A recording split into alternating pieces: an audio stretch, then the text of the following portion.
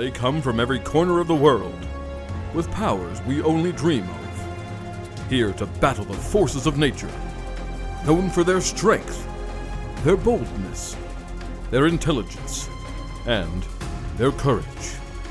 Some are witty, some are sweet, but most of all, they are Silky Momz.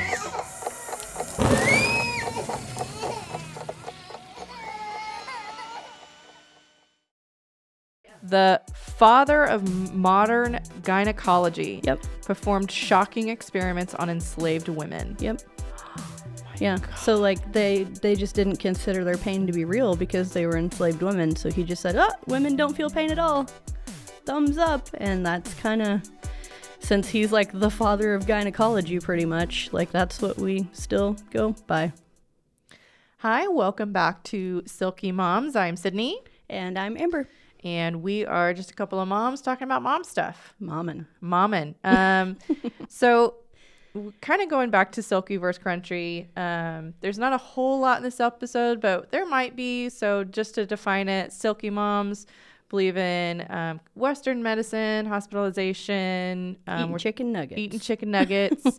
Where Crunchy Moms are kind of the opposite of that, where it's kind of holistic, everything's organic, we're doing everything naturally, which is also fine. You can also be a mix of Crunchy and Silky, which is scrunchy. So just a lot of things. Also, excuse me, man. Disclaimer, we are not medical professionals. If you need medical, mental, or emotional, whatever kind of help you need, go seek a professional. We are just speaking from experience and what we've Googled ourselves. So our topic today is life after baby. Oh, yeah. And this is like the topic of topics for me because I feel like my life is dramatically different than what it was before baby. They don't warn you about that stuff. No, it's really funny because like for instance at my 30th birthday party, which was a surprise birthday party, there were they roasted me and all of probably 90% of the roast stories were of I was intoxicated of some form.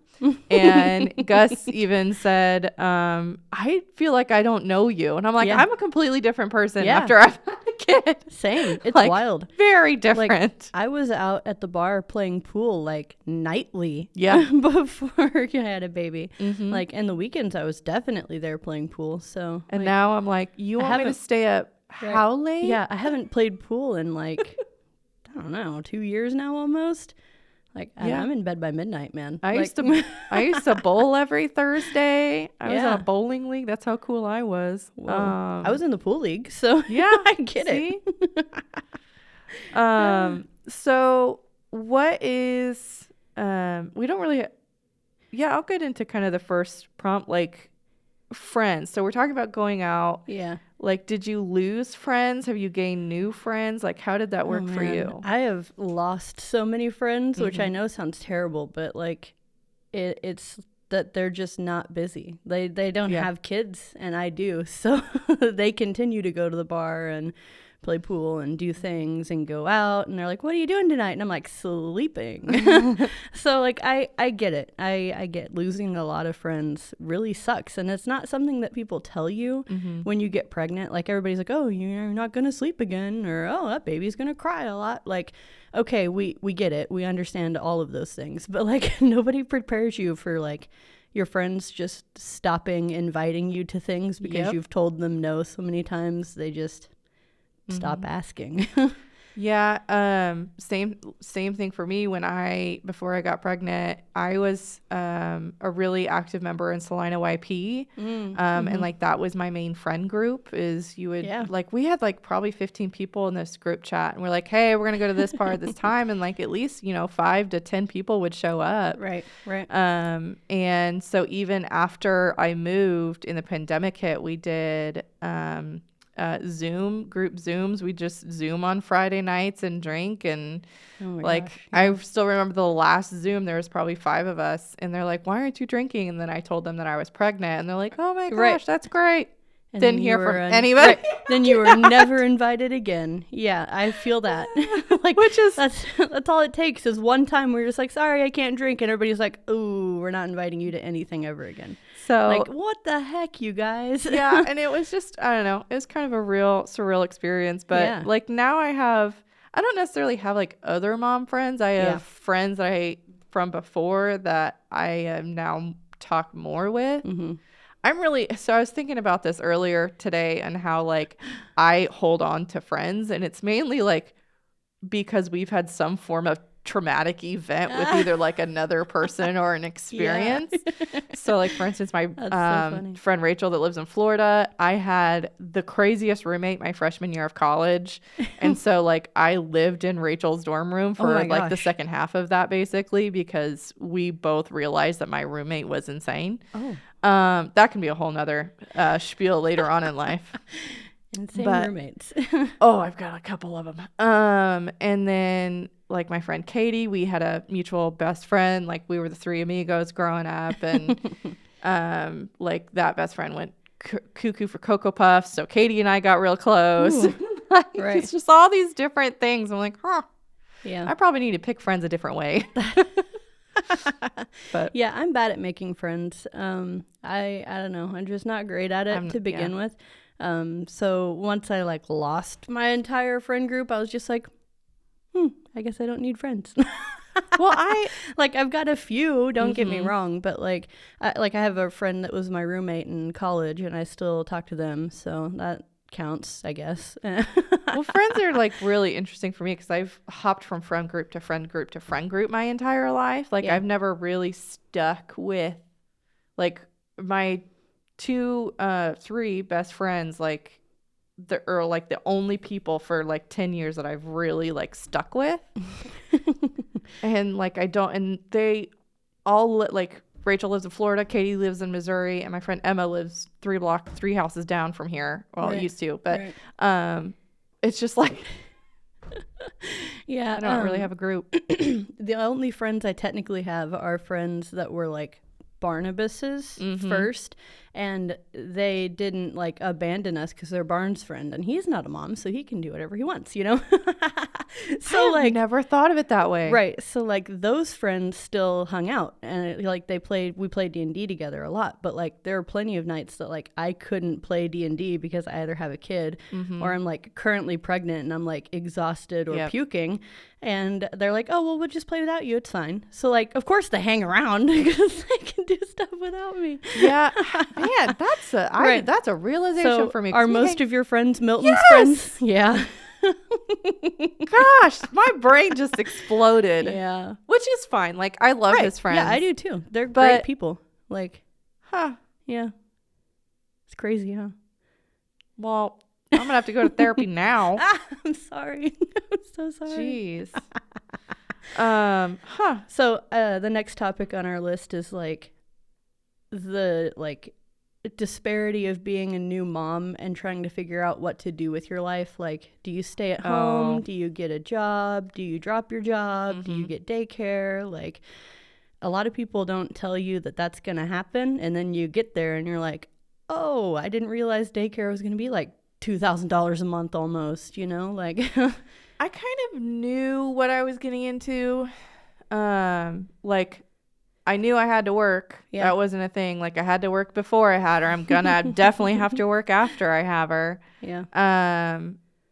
But it wasn't, I am like 100% sure I had postpartum depression that was like undiagnosed. Oh yeah. Because there were times, like, I think back to, like, how moody I was or how, like, there was one time I was holding Madeline and I was so stressed out and I was so just done with being a mom. Like, I wanted to shake the crap out of her, but I knew, but obviously I did not do that. But, like, it was such a fight between what I really want to do and what I know I can't do. And it was just those influx of emotions. That I dealt with really after. It really wasn't like, oh, I have to go back to work because I have to pay for daycare. Like I knew all those things mentally is what I struggled with after I had her. See, I kind of was lucky in the sense that Barn and I worked opposite shifts, and where he worked when we first had Cadmus, the hours worked perfectly. We overlapped like 15 minutes at home. Like I'd get off work at 5 and he'd have to be at work at like 5:30. So like I would run home and he would leave really fast and we would just swap. So we didn't have to find daycare for that like middle hour of the day. So that was a saving grace. But like the mentality of like both of us experiencing having to do it alone the whole time was rough, because like he had him all day by himself and then I have him all night by myself. So like both of us were just like unimaginably stressed out. And like I'm pretty sure that's like where my anxiety came from. And like my general practitioner doctor has no idea what anxiety looks like in women, nor does he know like why it happens really. He's just a GP and he's like, I think you're anxious. And I'm like, wow, Thanks. nice. Appreciate it. But like I never really had anxiety before I had Cadmus, and then I had it and I just like put 2 and 2 together on this like a year ago, and Cadmus is like going to be 4 in December. So I'm pretty sure having a child just straight up broke my brain. Yep. Which is very common, and people don't tell you that either.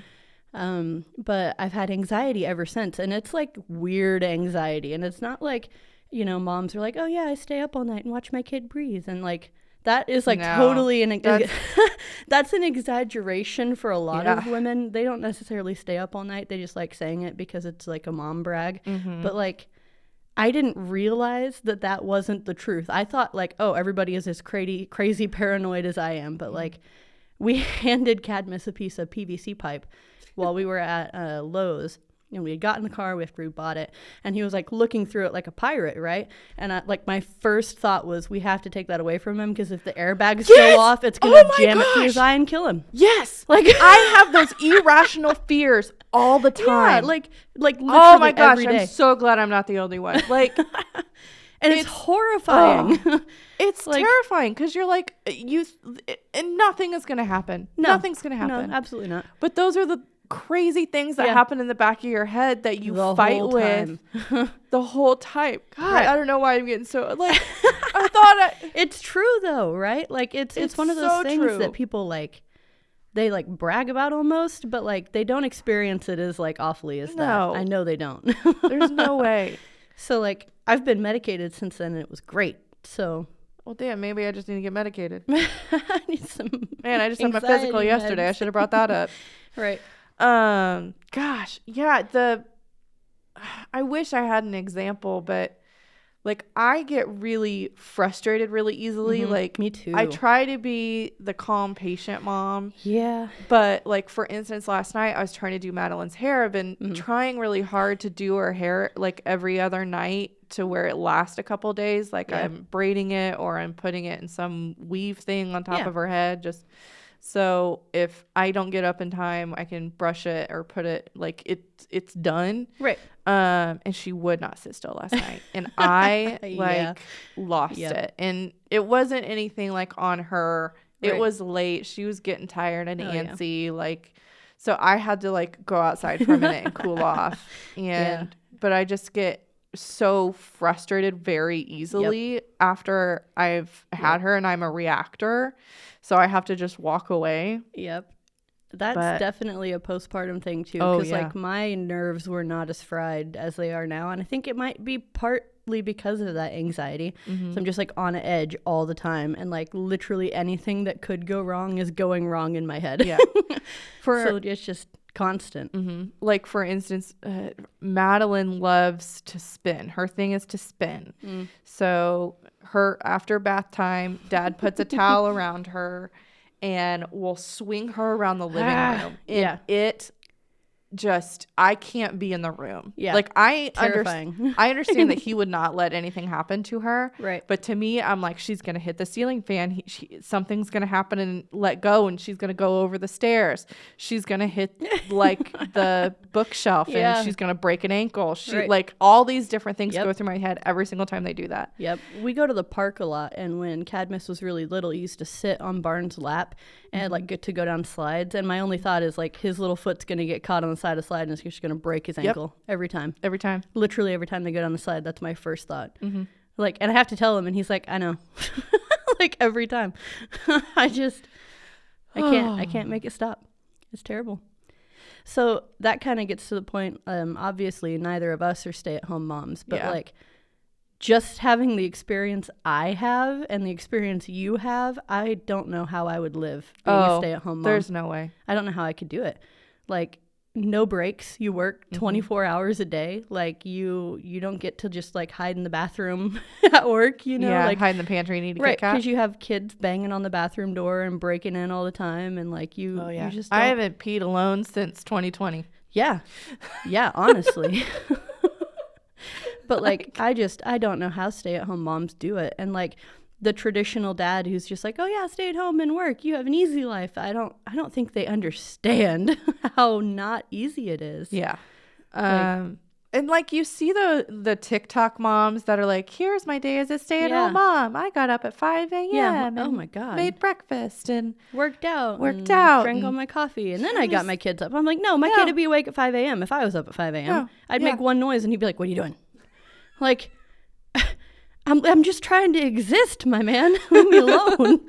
Like, this morning was the first morning, and I don't know how many mornings, probably since before Madeline, so Milton had to go to work early. I borrowed my mom's truck in order to take a bunch of garage sale stuff back here to Salina because we're doing a family garage sale. And so I didn't have a car seat. Yeah. So Milton had to take her to daycare. Thank the Lord that our daycare opens at 5:30 in the morning. So there's no problem dropping her off at like 6:45. But I was able to sit in my house and it was quiet. It's wild, and I drank my coffee and Alexa read me the news.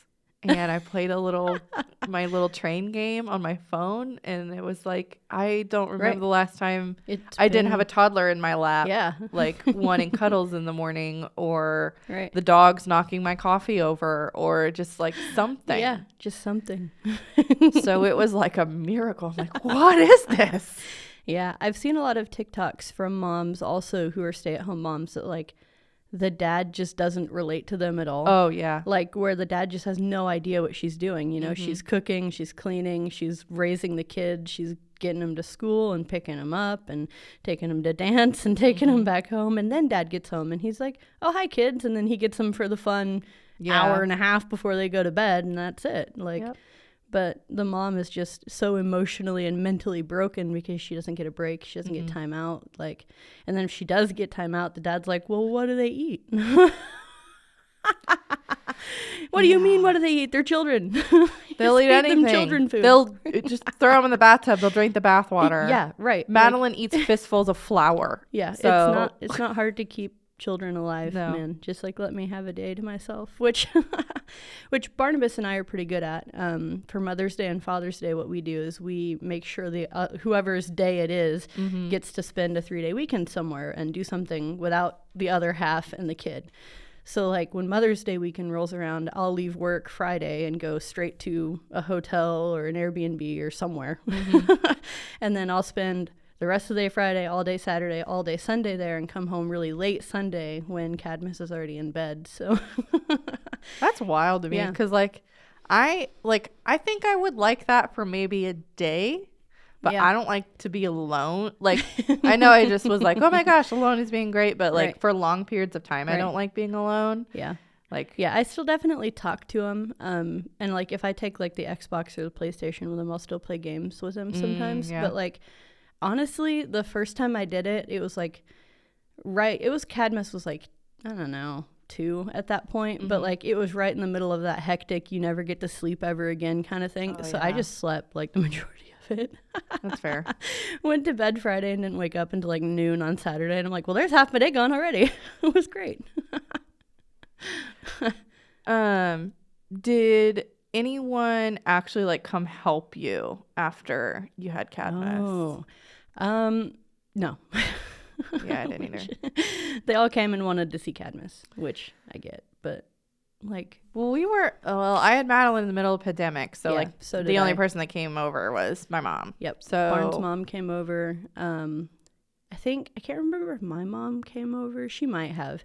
My mom came to the hospital and they let her in because we had Cadmus right before COVID. So like they didn't have like weird guest restriction rules yet.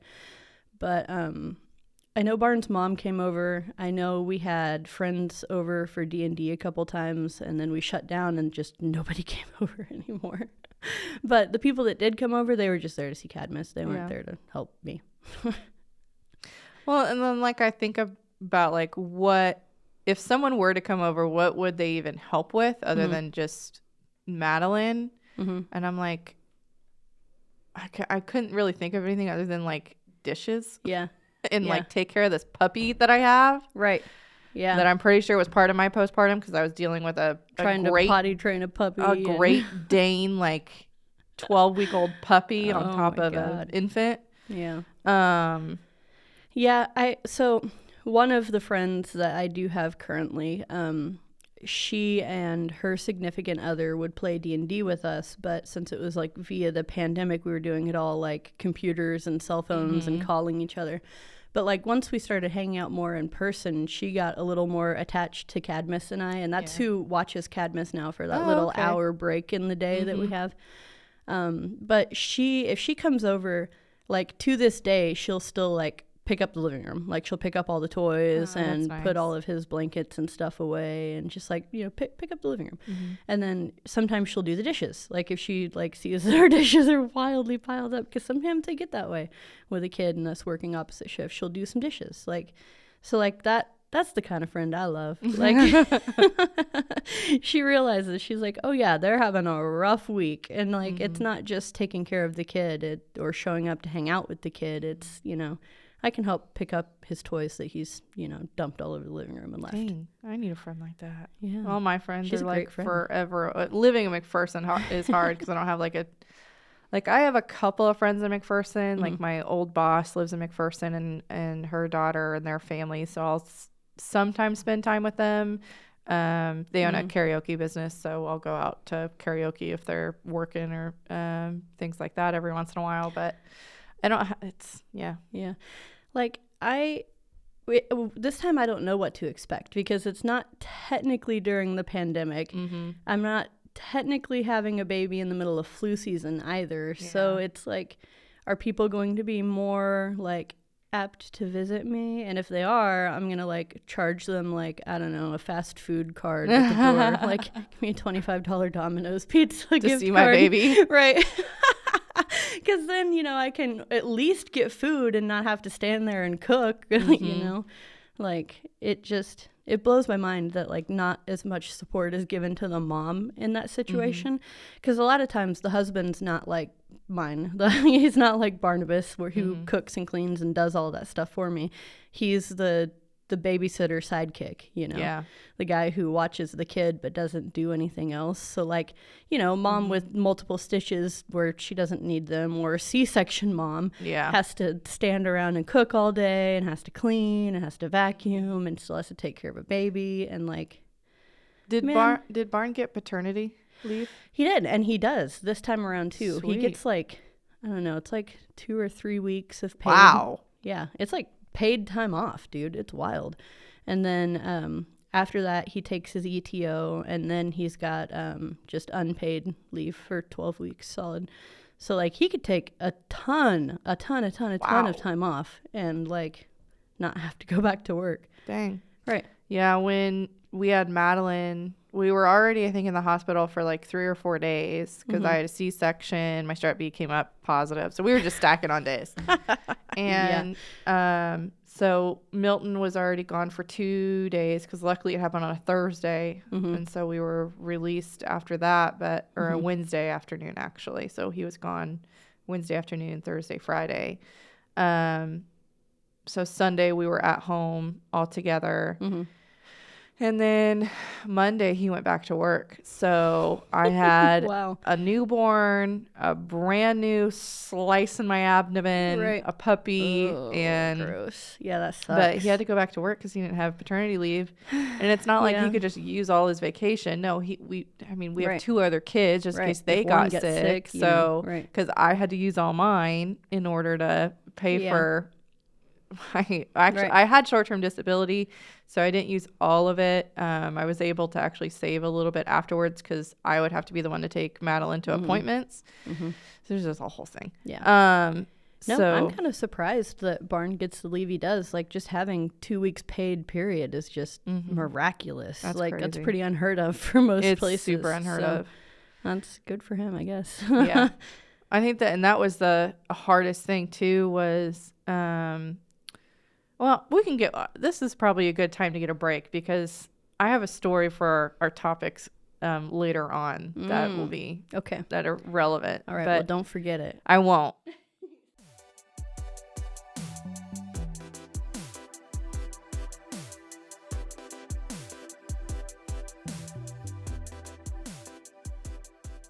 I'm going to hop back into our topics. I think we have a lot to say about this next thing coming up because I definitely have some stories. It makes me punchy. Yeah, a little bit. So unequal healthcare. For instance, I had a C-section and they gave me ibuprofen. They did give me, gosh, I can't remember what it was, but it was a higher like painkiller dosage, but I couldn't take it because Milton had to go back to work. Yeah. So I couldn't be on it with an infant. I couldn't be yourself. passed out Yeah. with this baby. So I just had to do like the higher dosage of ibuprofen and just be okay with it. Yeah. Yeah, I didn't even get pain meds, and like my birth was fairly traumatic because they had to like forceps like rip him out of me. So it like tore my cervix, it tore like the inside of my vagina, it tore the outside of my vagina. I ended up with like 30 plus some stitches down there and like couldn't barely sit. And they're like, "Oh, you just take some Tylenol, you'll be okay." I'm like, "What? What do you mean just take some Tylenol, you'll be okay?" Like it just, oh my God, it was rough. It was awful. And like, I'm not even kidding. Like a week later, Barn went to go get like a tooth filling and came home with like opiate pain medicine. And I'm like, are you kidding me right now? Like, I've had fillings in my teeth and there's no way they hurt that bad. Like, yeah, and you hear all the stories of like, women who get their IUDs in, and getting an IUD in really hurts. I was just very fortunate in like I was still dilated basically because I did it right after, like as soon as I was cleared from the doctor, like at 8 weeks, I got mine in. And it didn't hurt as much because I was still basically open. But I've had a lot of friends that are like, this is the worst pain possible. yeah. Oh yeah. And they don't give anything for it. Yeah, they don't nothing. Tylenol, no nothing. Nothing. Yeah. Nothing. Yeah, they pretty much used to be like, "Oh, it's a pinch, you'll be okay. Relax, relax, relax, relax, relax." As you're just laying there screaming. Yeah. And they don't care. Nothing. Yeah, A lot of but nothing. there's been a whole lot of research about that specifically, trying to figure out how much pain women are in when they go through getting an IUD, and apparently it's way more than anyone ever like thought it was. But they still just don't medicate women for it. Like, and do you think that, like, I really wish someday we're gonna have a doctor on here, but like, I want to know the history behind that and like why that is, because there's gotta be. Well, I know some of it is like rooted way back in the times when they were doing like experiments on Black women, just to like learn female reproductive like organs and tissues and how it works. How did I not know any of this? Yeah, there was a doctor who was wildly famous. I don't remember his name, but there's statues of him still. There's a doctor who did experiments like exclusively on Black women, and like the pain tolerance and everything. And since they didn't see Black women as humans, they saw them as slaves. He was like, "Oh, they're in pain. That doesn't matter." So he just said women don't feel pain, period. And we've just kind of gone off of that research ever since, that women just don't feel pain, apparently. So, rough. James Marion Sims Yeah. was the guy's name. Yep. And this is from the History Channel. Yeah. The father of modern gynecology. Yep. Performed shocking experiments on enslaved women. Yep. Yeah. God. So like they just didn't consider their pain to be real because they were enslaved women. So he just said, "Oh, women don't feel pain at all. Thumbs up." And that's kind of since he's like the father of gynecology, pretty much, like that's what we still go by, which is really Oh my God. wild and unfortunate. Yeah. He became the president of the American Gynecology Society. Yep. And this is like 1880, 1876. Right. Wow. And we've just never really like modernized it. Like there aren't new studies about women. It's all just pretty much passed down like knowledge from other gynos and like OBs. Like they just kind of teach the same things over and over and over. Sims' research was conducted on enslaved black women without anesthesia, medical ethics. Yeah. Ethics is, something, a word that I can't understand. Historians and others say his use of enslaved black bodies as medical test subjects fall into a long, ethically bereft history that includes the Tuscany syphilis experiment, and I'm butchering these words. Henrietta Lacks? What is that? The syphilis experiments, they pretty much forcefully gave black people syphilis and let them literally go crazy. Like they just wanted to see how far syphilis could go before it ate your brain. And they just kind of let them go until it killed them. Like, Oh my God. yeah, it's a lot.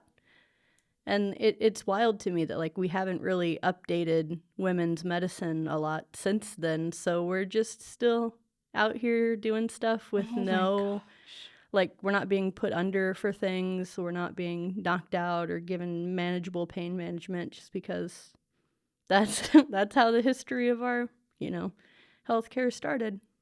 Wow. Yeah. It's crazy. I'm Learn something new every day. not necessarily something I want to know. Right. Well, Yeah. that I'm going to dive into later. Yeah. It's worth a read. It really is. Holy hell. Jesus. Right. So all the like female rage songs that are coming out on TikTok right now. That make a lot of sense. And I'm just like, I just also want to rage with them because it's pretty ridiculous. I don't know if I'm going to be able to recover from what I just, Yeah. like. It's pure torture pretty much that just hasn't been updated since then for the most part. There are some things that have changed, but not really. Like, did you know when they gave you the IUD, they have like little pinchers that they pinch your cervix with, and that's where a lot of people feel the pain is because it's literally metal pinchers. Yeah. And they like grab the outside of your cervix with them and they dig into that flesh and they're like, oh, we're not actually like puncturing anything. Yes, they are. Like they're holding that flesh so it doesn't move when they start jamming stuff in it, and like it comes out bloody and it comes out gross and awful, and they're like, oh, you don't feel that. Your cervix doesn't have any nerve endings, which is a lie. Shit. Which is an entire like medical lie. BS. Like, yes, your cervix has nerve endings, and yes, that hurts. They still do nothing about it. They don't numb you. There's no local anything. Nope. Man. Do you still feel punchy, or now do you just feel sad? I just feel like I really want to cry. Right. Because, like, I mean, really, it wasn't that long ago. Like, if you really think of, I just, yeah, those poor women. And then it just kind of, it got a little better. Like, at least we got epidurals. Yeah, and like I'm so sad, but yet so thankful. And that's that's the part I'm like, I'm conflicted because what all those women had to go through, but yet I'm grateful they did because we wouldn't be where we are now. Right. At least it's a smidge better now, right? Yeah. So, anyway. Well, hopefully someday somebody is crying about us because it's still pretty barbaric. And they're like, oh, yeah, if those women didn't exist, I wouldn't have good stuff. So hopefully we keep going in the right direction. I like to think it's at least a little positive in that sense. But, yeah, it's rough. Oh. Okay. The next one's not any less emotional. No, Let's it's not. be real. So So God, if I would have known I was going to be crying today, I would have worn my waterproof mascara. yeah, I get that. No, our next topic is how your body was ruined after childbirth. Right. It's another thing that people don't really Like, tell you yeah. or warn you about. And the fact that like my doctor didn't really even believe me. Like like after I had Cadmus, because it was a forceps delivery and they had to yank him out of me, it like prolapsed all of my internal organs just because of like the suction and the force that they had to use to pull him out of me. So like I got pregnant again and had a miscarriage right after Cadmus pretty much, which was rough. But like I told the doctor, I'm like, I am pretty sure I'm prolapsing. Like my cervix hangs outside of me and I know that is not how it should be. And he's like, oh, it can't be that bad. It can't be that bad. There's no way. Like most people who have one kid, it sags a little bit, but it's not that bad. Like after he got done with like my surgery, he comes back out and he's like, wow, that's like a 3rd-degree prolapse. Like, Wait, you had surgery? yeah, because I had a miscarriage and I had to have a D&C because like my body just wouldn't let go of it. Amber. So, right. So after all of that, he came back and was like, yep, sorry, yeah, it is wildly prolapsed. That's like a level 3 prolapse. It's like one of the worst ones. So like 6 or 7 people, 6 or 7 kids deep. That's when you get that. And I'm like, well, cool. I have one kid and my body is just wrecked. Well, I mean, it brings up a whole nother thing of like, when are doctors finally going to realize, like, I'm not just saying this Right. just to say it. Right. I'm so, like I know my body enough to know like what should and should not be and hanging out of me. That's not even like, so this is like the only thing remotely that has totally pissed me off in the time that I've had Madeline is there was one time she was so sick. She was so sick. And she wasn't sleeping. She was hardly eating. So I took her to the ER. And on top of that, my car had stopped working that day. I had a friend take me. Yeah. Milton was working out of town at the time, so he wasn't in. It was in the middle of summer. It was hot. I took her to the ER and I told him, I go, RSV is going around daycare. I'm pretty sure she has an ear infection. Like, I'm rattling off all those things. He looked in her ears for probably 2.5 seconds. Yeah. He did an ultrasound of her lungs, didn't even put the thing that I can't say, the stethoscope to her lungs, nothing. Oh my gosh. Like, she was in and out of the ER in 30 minutes. Oh my God. And he was like, oh yeah, just suction her, she'll be fine. and I'm a new mom. I'm like, well, maybe I'm imagining all of these things. And so I took her to her doctor. I called and got an appointment, and he goes, she has RSV and an ear infection. Oh my God. And I'm like, I have been so pissed. Well, and I was emotionally drained. Milton was working like 12-hour shifts at this time, or 10-hour shifts, whatever it was. And like, at what point I'm like, I'm not just making crap up. I'm not. It's just, ugh. Yeah. I took Cadmus to the ER one time because he was really hot. He had a fever. He was throwing stuff up constantly. I couldn't get any fluid in him that he wouldn't just immediately lose. And I took him to the ER and they're like, well, he looks okay right now. I'm like, well, yeah, of course he looks okay right now. He just threw up all over the back seat of my car. Like, so like we sat there. I'm like, I'm not going to leave. So I sat there and then he threw up all over their bed. And they're like, oh, well, I guess we can give him some anti-nausea meds. I'm like, wow. Miraculous. You have to see it to believe it. Like, why don't you just believe a person when they come in and be like, my kid is throwing up every 5 minutes. Can you help me?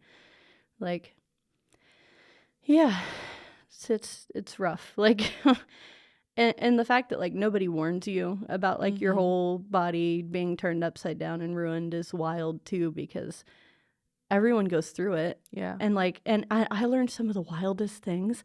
Like overseas, apparently, like having rehabilitation of like that area down there of the muscles and everything is normal. They assign you a physical therapist after you give birth. Really? Yeah. And like the US is just like, take some Tylenol, you're on your own, figure it out.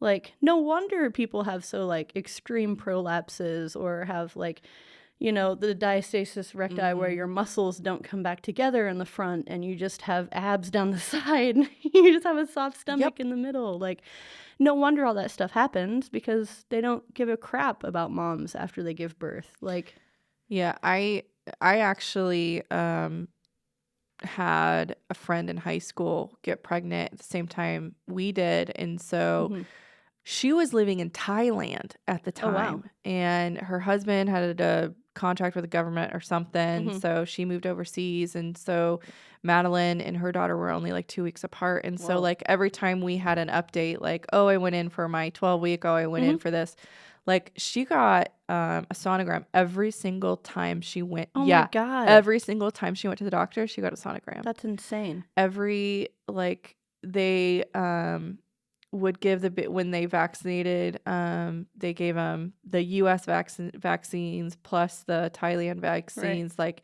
she got like an insane amount of care in Thailand than like what I was getting over here in the U.S. Oh yeah, absolutely. Like when I first got pregnant this time around, I was freaking out because I went in and had a normal like 6-7 week scan just to like confirm you're pregnant, right? Yeah. But the person doing the scan was like, "Well, I don't see a heartbeat yet. I just see, you know, a little bit of like, you know, what could be a pregnancy." So that freaked me out because I had just had a miscarriage, right? And I was like, "Oh my God, that's crazy. Like, what if this is also the same way?" Because that's really all it was the first time, was like there was stuff to make pregnancy, but like nothing ever developed. So they didn't see me again until 12 weeks. And I was like, okay, yeah, 12 weeks. I'll get a 12-week scan to confirm it, right? And I go in and I talked to the desk lady because they hadn't scheduled me a sonogram. And I was like, hey, I showed up like 45 minutes early to my appointment because normally that's about how long it takes to get a sonogram. And I was like, did they like misschedule me? Because like last time when I was pregnant with Cadmus, I had a scan at 12 weeks too. Yeah.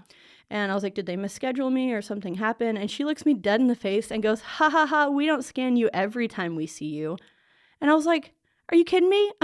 Like, I have a history of miscarriage now. The last time I got scanned was at 6 weeks and they told me they couldn't see a heartbeat. So it's been a whole nother 6 weeks that I've sat around anxiously waiting for them to be like, "Oh no, we won't even tell you at 12 weeks. And then I found out that my doctor isn't even there. He's on vacation in Mexico. And no one told me that I was making an appointment and he wasn't even there. They're like, "Oh, well, you can visit with his nurse." So like I went and I talked to his nurse, and his nurse is like, "Well, does he normally use like a Doppler to hear the baby's heartbeat?" And I'm like, "Normally, I've seen you guys once." And that was 6 weeks and they can't get a heartbeat at that. So she pulls out the Doppler and she's like running it all over my stomach, like all the way up here. I'm like, "There's no baby up here at 12 weeks. I don't know who you think you are, but..." So she's running it all over my stomach and she's like, "Well, I can't find a heartbeat either." And I'm like, "Okay, well then can I just get a scan so you can confirm there's actually a baby in there?" And she's like, "Well, he's not back till 18 weeks and I'm not gonna like set you up for a scan because you don't really need one." So I waited until 18 weeks to find out that this was even a viable pregnancy. Like, Oh, I would have been. I was pissed. Oh, I was so mad because I just spent 18 weeks being the most anxious person on the planet. well, Like, man, we're gonna get off topic because I have something similar. oh, So when I was pregnant with Madeline, I would go in because I went to Calm Care here. I didn't have an OB. I just had a regular doctor. And this is the only part of my doctor that I absolutely hate, is that she has her nurses call all of their patients with whatever news it is. yep. And Same. those poor nurses only have like half the information. That it should not be those poor nurses dealing with all these crying mothers. Yeah. But so I went in for, I can't even remember how many weeks it was or whatever.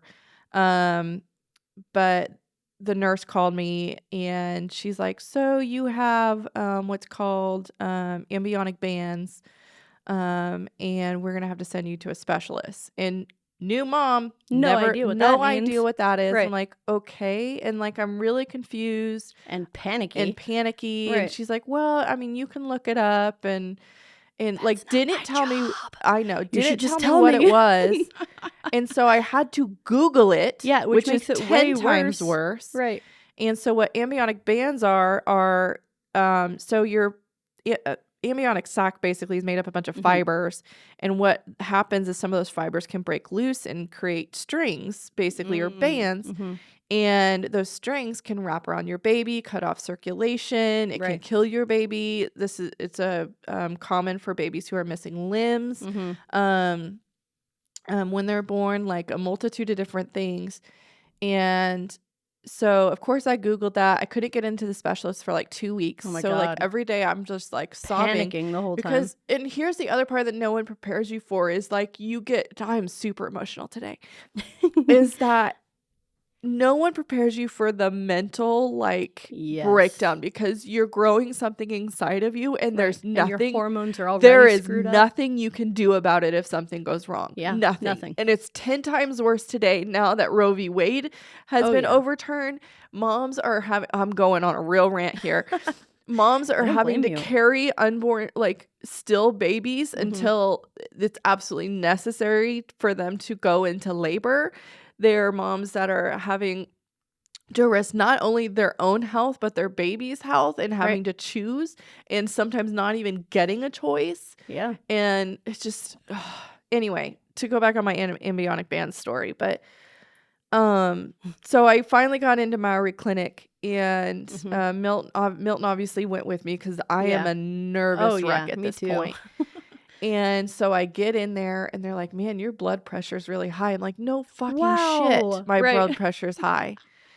And so they give you the in-depth ultrasound first. And that tech got a hormonal mom, and God bless her. But and she's like, okay, well, you have 5 fingers. You have 10 fingers, 10 toes. This is went through everything. And then they obviously don't tell you anything in the ultrasound. They wait for the doctor to get it. So the doctor called us in, and then since on the intake stuff, I had to mark depression on mental stuff, and then they put another form.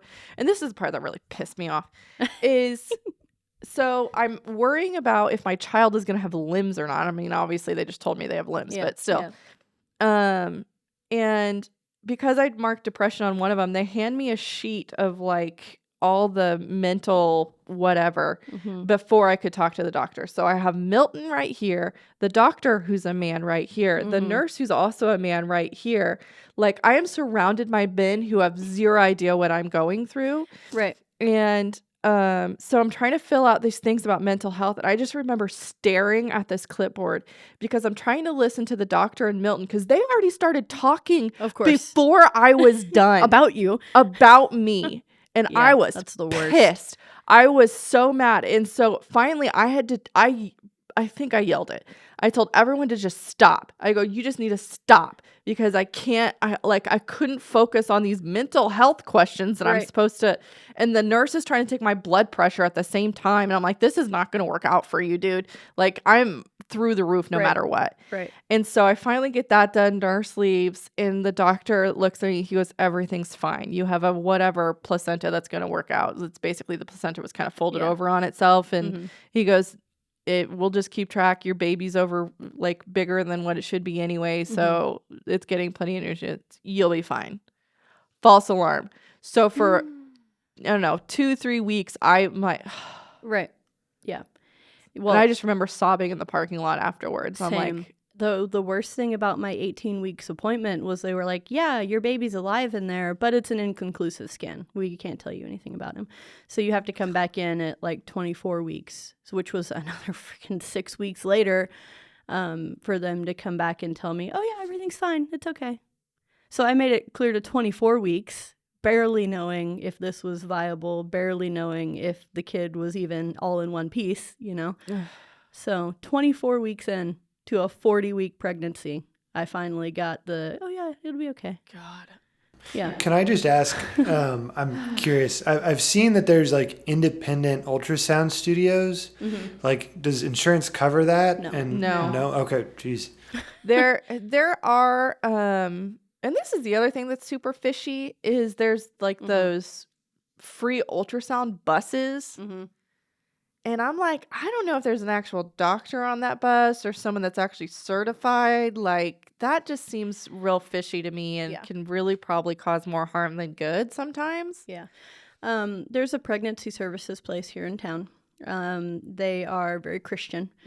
I went to them before I went to my OB ever, because when I got pregnant with Cadmus, I was like, I don't even know where to start. Like, that's another thing. Yeah. Nobody even tells you like when to call an OB. Like, do you call them the second you pee on the stick and it says, hey, you're pregnant, or do you wait a few weeks? Like, so nobody ever told you that. So I went to them first because I was like, hey, when do I need to do any of this stuff? And they're like, oh, we can give you an ultrasound and all this stuff. And like, they hauled me into this back room with Barnabas, and they like asked us a few questions and realized that we weren't married. So they kicked him out. Yeah. What? They're like, you have to leave the room now.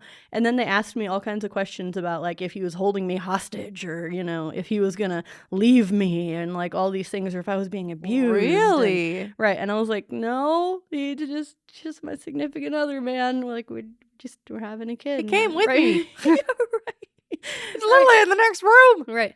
So they finally let him back in, and they give me a scan, and I was like maybe 6 weeks at the time with Cadmus, and they're like, yeah, there's a baby in there, go see an OB. And I was like, okay. But then they like gave me all this like Jesus spiel about not having an abortion or anything like that. And I was like, look, I wouldn't be here if I wanted to not have this kid. I would have just gone to a clinic and been like, hey, I need an abortion. But yeah, they do have those here in town. I don't know that the people are licensed anymore. Yeah. The clinic, like the area that had the ultrasound in it, was like all old equipment, and I don't ever remember her giving me her credentials. She was an older woman too, so if anything, she might have been an ultrasound tech when she was younger and just isn't anymore. Like, she's not certified, but she can still knows what she's doing. Yeah. But yeah, those exist. The ones that are like actually certified, that are like private places, they cost a crap ton of money.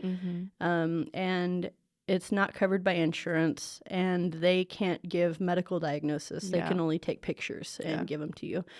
So if you want medical information at all, or to be, you know, have your, you know, horror just flying around in your brain being assuaged, you've got to see an actual doctor.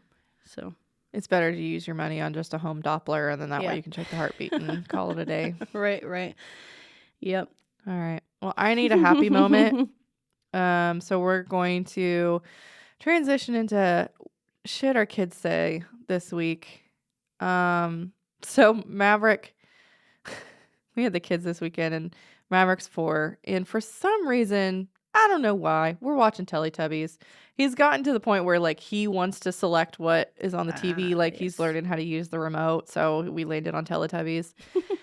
And so we were watching, for those who've never seen Teletubbies, there are these weird Martian looking things. And then they praise to the baby and the baby sun that's in the sky. And it's weird. I don't know. It's weird. But strange. So at the beginning of one of the episodes, and I guess this must have been like a new season or something that he started on, because like before it was like just a white baby up in the sky, and then like the next episode he goes, that's a brown baby.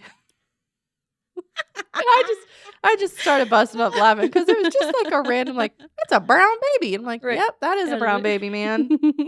That's a brown baby. Oh, that's pretty cute. Like, good for Teletubbies having a little bit more like inclusivity, because you noticed. Yeah. I still have zero idea what like, have you ever actually watched that show? I have. They speak in gibberish the entire time. And then there's some singing lady about dancing balls in the middle of it. And then yes, I saw that exact episode. I'm like, why is this lady singing about dancing balls? Yeah. That is just wild to me. And it's just a bunch of kids playing with balls. And you're like, that's suspect. A little bit. My story for the week of shit our kids say. Last night, I got home. Yesterday was a train wreck. Oh, my God. I'm having PTSD from yesterday. I got home. didn't realize until like 9:30 when Cadmus was getting ready for bed that there was no milk in the house. And Cadmus won't go to bed without like a milk sippy, right? So I was like, oh my God, I have to load up this 3-year-old the car at 9:30 at night. But my bank card had also gotten fraud alerted because I wanted DoorDash, so I couldn't use it on anything. And I get in the car and the gas light comes on in my car. No. Like, what am I going to do? So I had to go pick up a credit card and use it to get gas. And then we rushed to Dillon's. They're about 5 minutes away from closing. And they have no milk. They're gone. It's out. All the milk is gone. I'm like, are you fucking kidding me? All of it? I was about to kill somebody. There was like some 2% stuff left. Yeah. And I was like, okay, I will just have to make something work. But I ended up finding one of those little bitty like pints of milk that was like whole milk. And I was like, okay, I guess I'm just going to have to go out and buy more milk tomorrow. So I have like a charge for like $1.50 on a credit card because I had to go and buy milk. And so like I get home and I'm like carrying it and Cadmus and a bunch of other stuff. I sit him down. I'm like, can you take your shoes off? Can you be a big boy and take your shoes off? And he goes, yep. And so he sits down and takes his shoes off. I go into the kitchen. I'm like, okay, did you put him in the basket? And he goes, nope, on the floor, and just keeps going. He answered your question. Right. I was like, he answered my question. All right. What a turd. He left him right in the middle of the doorway. And then I go to feed and water the dogs and let them out and trip over him like an hour later. So Sounds about right. yeah. Nope. Walks away. That's such a toddler thing. Yeah. Nope. On the floor. Nope. Well, hopefully we didn't make too many people cry today. But thanks for joining us. Make sure to follow us on TikTok, Facebook, YouTube, Podbean. Check out our so many places to follow us. Our Facebook has not grown much last week, so no, we're dependent on you all. Yes, we need you. All right, thanks for joining us, everybody. We appreciate it. We'll see you next time. Bye. Oh my God, I have to pee so bad.